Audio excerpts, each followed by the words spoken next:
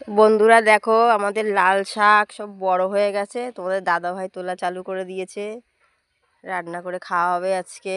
দেখেছো কত বড় বড় হয়ে গেছে লাল শাকগুলো সব।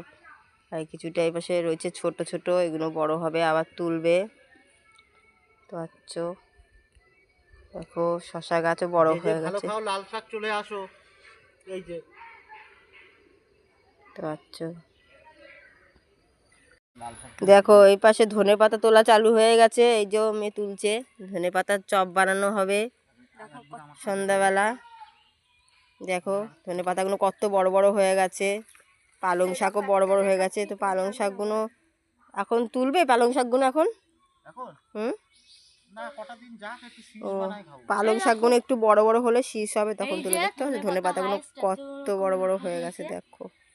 তো চলো তোমরাও চপ খেলে সন্ধ্যাবেলা চলে এসো।